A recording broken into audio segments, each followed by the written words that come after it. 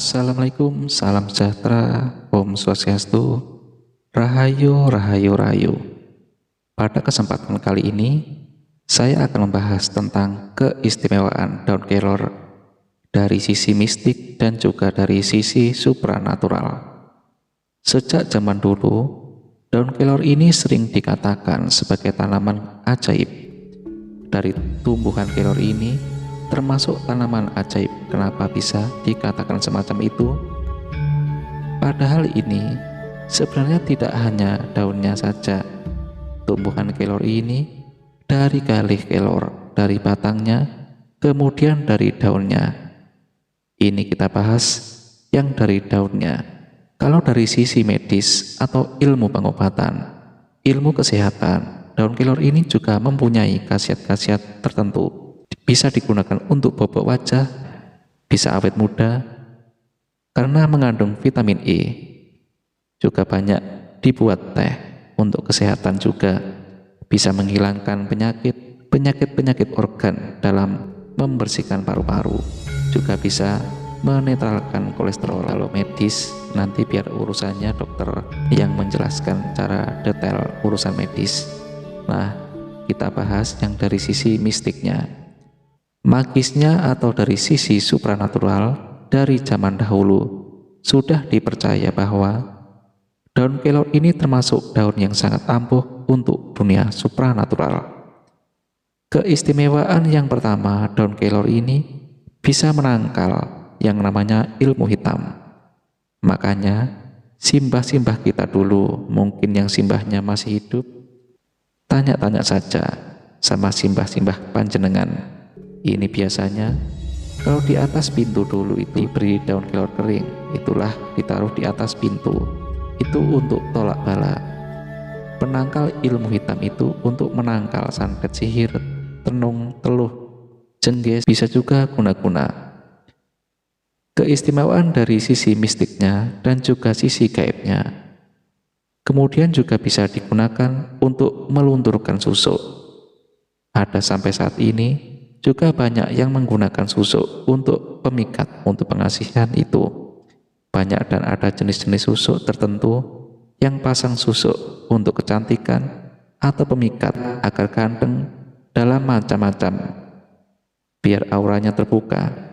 Itu ada. Bisa juga dilunturkan dengan cara atau dinetralkan dengan cara daun kelor. Makan daun kelor, entah itu yang di jus atau bisa digunakan untuk sayur. Juga bisa netral untuk susu-susu yang ada di tubuhnya.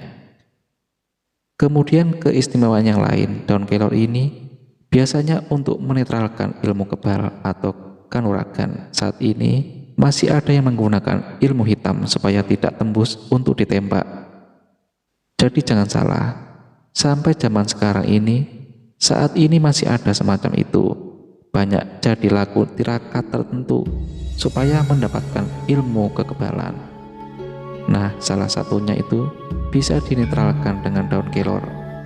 Beberapa tahun yang lalu juga ada peristiwa semacam ini. Ada seorang perampok ditembak.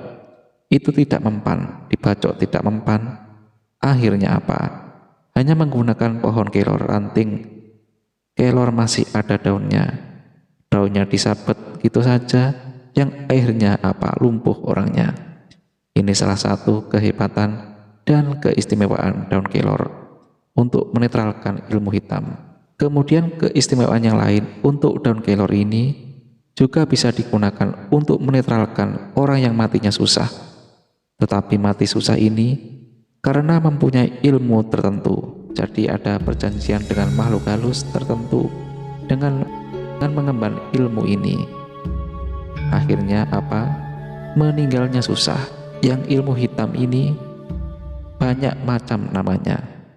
Ilmu semacam cucak ijo, karena di kampung saya ada, dulu itu masih ada simbah-simbah itu.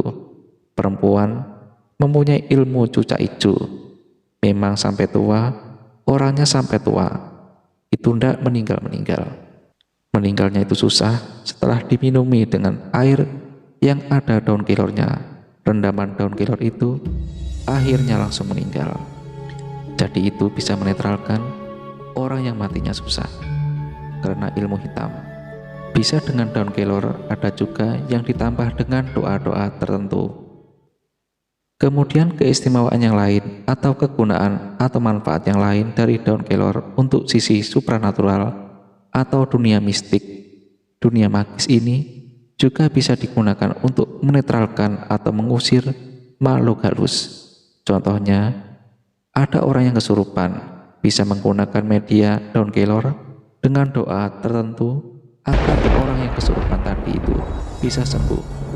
Jadi banyak sebenarnya untuk bisa menyembuhkan orang yang kerasukan, terutama makhluk halus itu.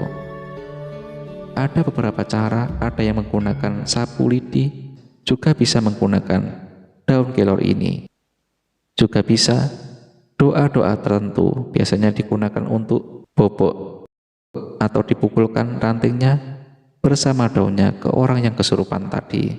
Jadi bisa untuk mengusir makhluk halus yang menyusupi orang tertentu. Nah, ini salah satu keistimewaan dan kedahsyatan daripada daun kelor. Kemudian kegunaan yang lain daripada daun kelor, keistimewaan secara medis ini juga bisa digunakan untuk menetralkan tanah-tanah yang wingit atau tanah sangar, atau kalau di Jawa itu lemah gatal.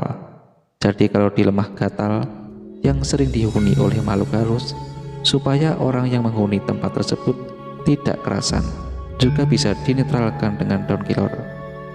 Ini lebih bagus lagi kalau tempat tersebut itu ditanami pohon.